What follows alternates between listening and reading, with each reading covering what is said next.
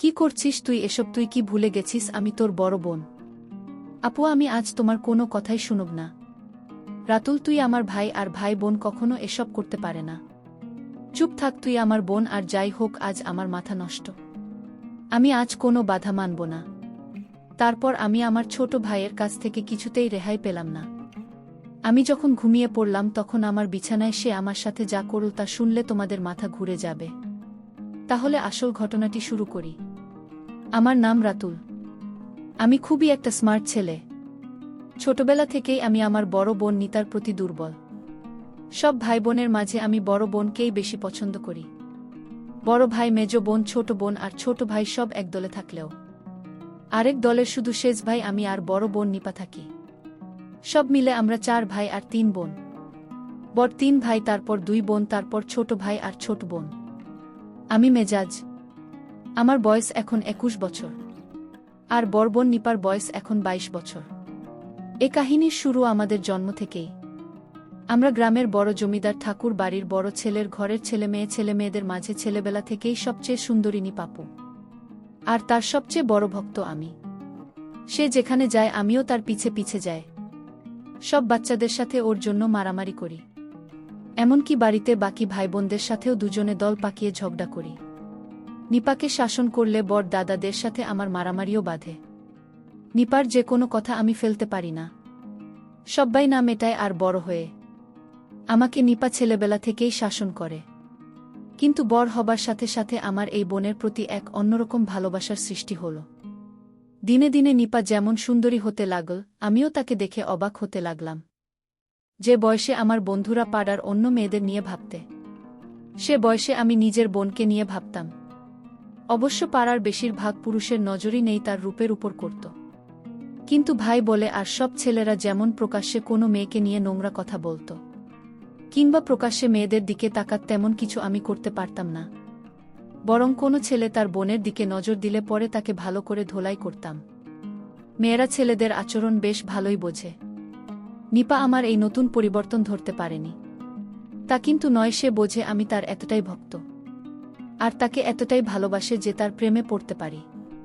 কিন্তু এই প্রেমের কোনো সমাধান নেই, কারণ সে আমার বোন। আমার বোনের হাতের রান্না ছাড়া আমি ভাত খেতে পারতাম না। বোন হিসেবে অনেক ভালোবাসি, তাই বেশি কিছু আশা করি না। বরং ওর মতো একটা বড় হলেই হলো আমার। যদিও তা আমি আর কোনোদিনই খুঁজে পাচ্ছি না। দেখতে দেখতে নিপা কলেজে উঠে গেল, আর নিপা আপু দিন দিন সুন্দরী হতে লাগল। এদিকে আমাদের এই এলাকায় জাতিভেদ যুগ যুগ ধরে এক বড় সমস্যা। আমি জাতিভেদের বিরুদ্ধে রুখে দাঁড়াই, বামপন্থীদের পক্ষে চলে যায়। ফলে আমার সাথে জমিদার ঠাকুরদের বিরোধ বাধে। এরপর আমার বাপ ভাই সবাই আমার বিরুদ্ধে চলে যায়।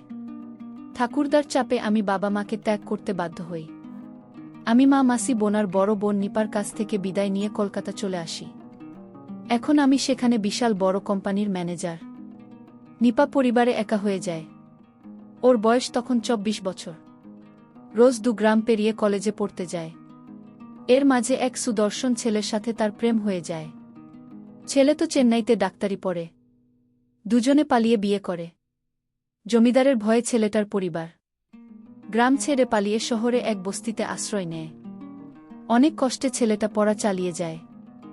1 বছর পর জমিদারের লোকেরা একদিন ওর জামাইকে ধরে ফেলে। ওরা নিপার বাবা নির্দেশে ছেলেটার 2 পা মেরুদণ্ড ভেঙে দেয়। নিপা তখন 9 মাসের অন্তঃসত্ত্বা। ছেলেটাকে বাঁচাতে যে চিকিৎসার প্রয়োজন তা দেওয়ার সামর্থ্য তার পরিবারের নেই।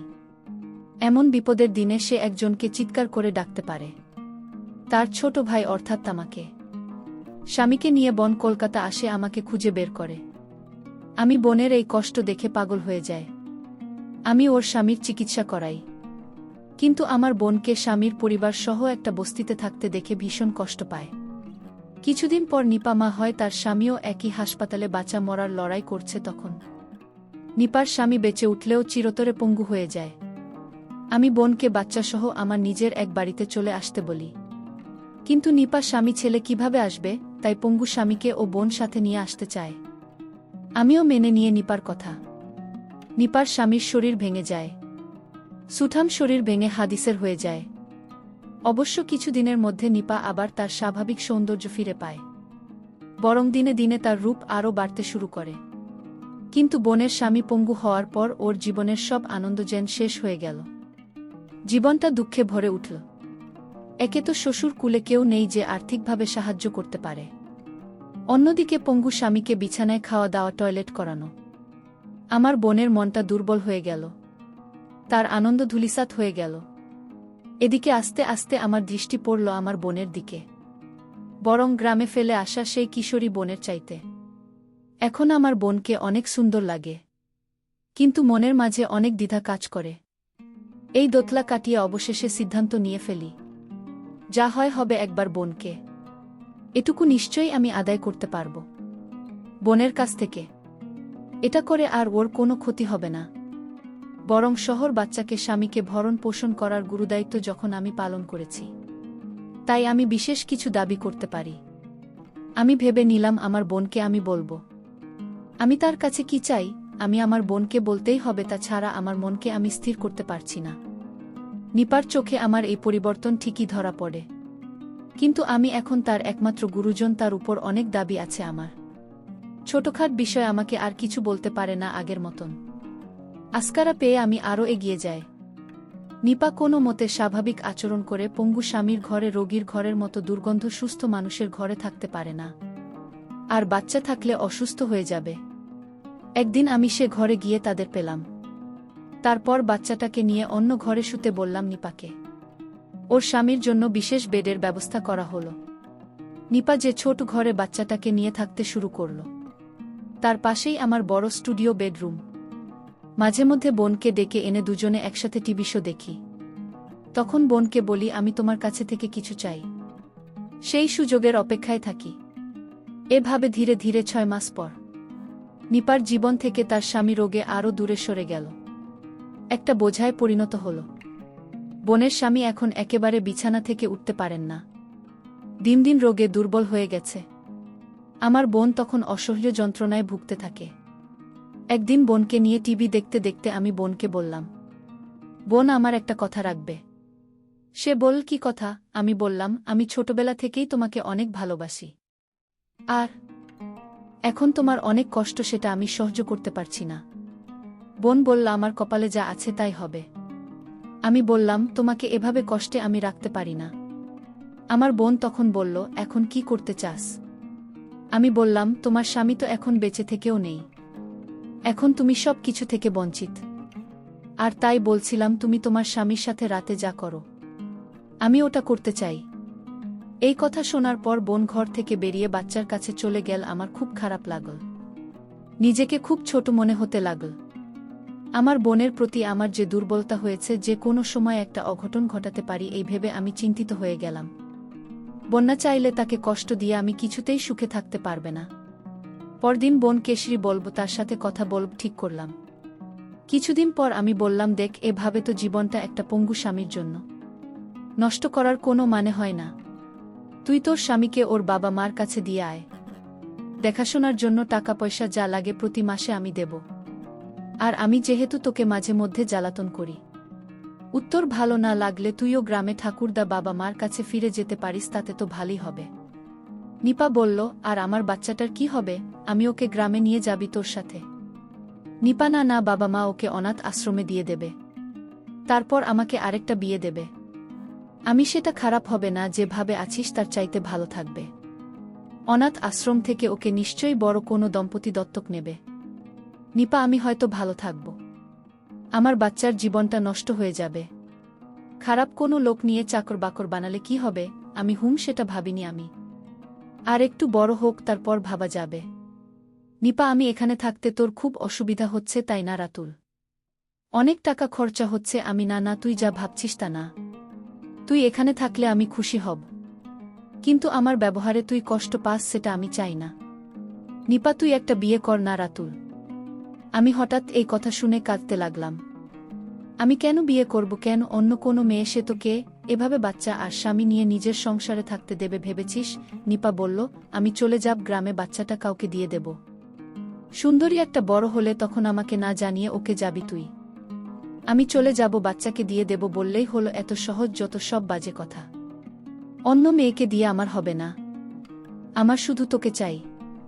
তুই কি পাগল হয়েছিস? আমি আর তুই ভাই বোন। ভাই বোনের মধ্যে এসব হয় না।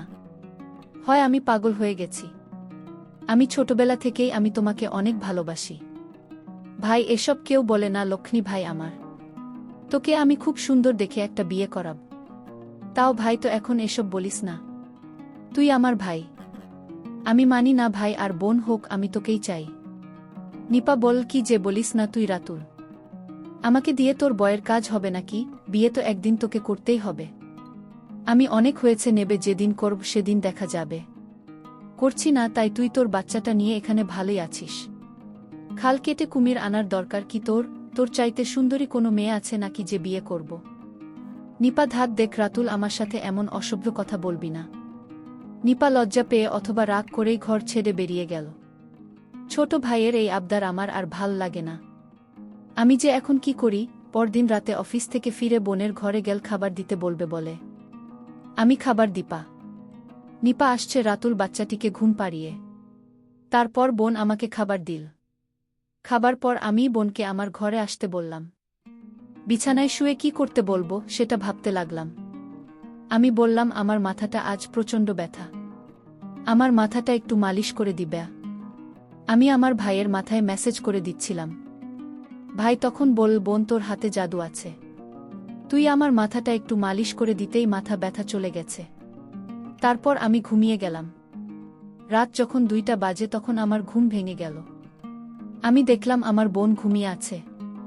আমি আমার বোনকে দেখে আশ্চর্য হলাম। মনে হয় আল্লাহ নিজ হাতে তাকে বানিয়েছে। আমি আর কোনো কিছুই ভাবতে পারছি না। আল্লাহর সৃষ্টি কত সুন্দর। আমি আর কিছু না ভেবে আস্তে আস্তে বিছানা থেকে উঠে বসলাম। আমি দরজাটা লক করতে ভুলে গেছিলাম।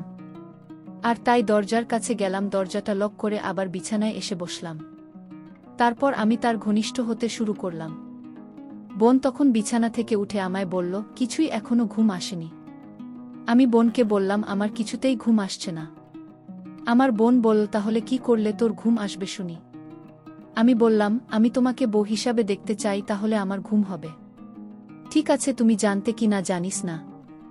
আমি তোর আপন বোন না, আমাকে অনাথ থেকে তোর বাবা নিয়ে আসছিল। তোর বাবা একজন দয়ালু মানুষ। আর তাই আমাকে একদিন রাস্তায় কান্না করতে দেখে আমায় তোদের বাড়িতে নিয়ে আসে। আমার বয়স তখন 5 কি 6 হবে। আমার মা বাবাকে আমি জানতাম না। আর তাই তো আমি আমার বাচ্চাকে ছেড়ে আমি নতুন বিয়ে করতে পারবো না। তাকে অনাথের দিতে পারবো না। অনাথে থাকার কষ্ট আমি বুঝি, কারণ আমিও সাথে ছিলাম। আর তাই আমিও তোকে চাই। তুমি আমার পাশে থাকলে আমার সন্তানকে মানুষ করতে পারবো।